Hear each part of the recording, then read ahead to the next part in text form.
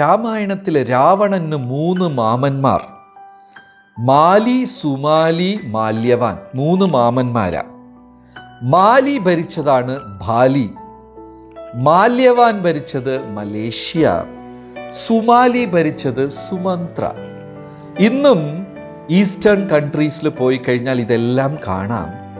അവിടെ മലേഷ്യയിൽ പോയാൽ ഹാപ്പി ബർത്ത്ഡേക്ക് അവർ ഉപയോഗിക്കുന്ന വാക്ക് ഹരിവാസ്. മലേഷ്യൻ രാജാവിൻ്റെ പേര് ശ്രീ രാമ പാതുക ബിൻ മുഹമ്മദ്, പിന്നെ കുറേ വരും.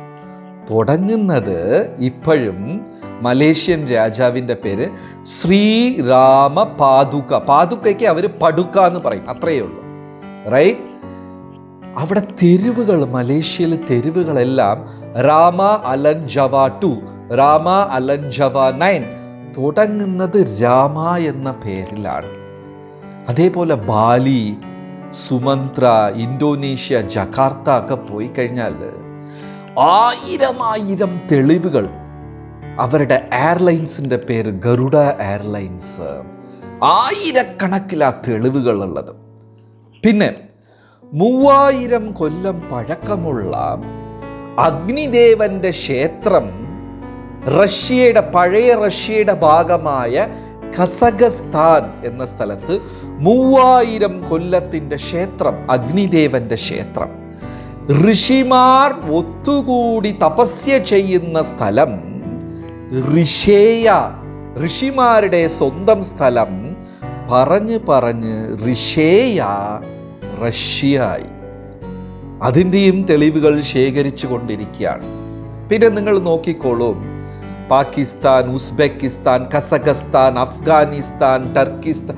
സ്ഥാൻ എന്ന് പറഞ്ഞാൽ സംസ്കൃത വാക്കാണ്. സ്ഥാനം, സ്ഥലം, ഒരു സ്ഥലത്തിൻ്റെ പേരാ, ഒരു സ്ഥാനം. ഇതെല്ലാം സംസ്കൃത പദമാണ്. അതേപോലെ UK, ഇംഗ്ലണ്ടിൽ പോയി കഴിഞ്ഞാൽ കിങ്സ്ബുറി, പിറ്റ്സ്ബുറി, അങ്ങനെ കുറേ സ്ഥലം, BURRY, ബുറി എന്ന് അവസാനിക്കുന്ന 20ഓളം നഗരങ്ങളുണ്ട്. കിങ്സ്ബുറി, പിറ്റ്സ്ബുറി, ക്വീൻസ്ബുറി എന്നൊക്കെ പറഞ്ഞു.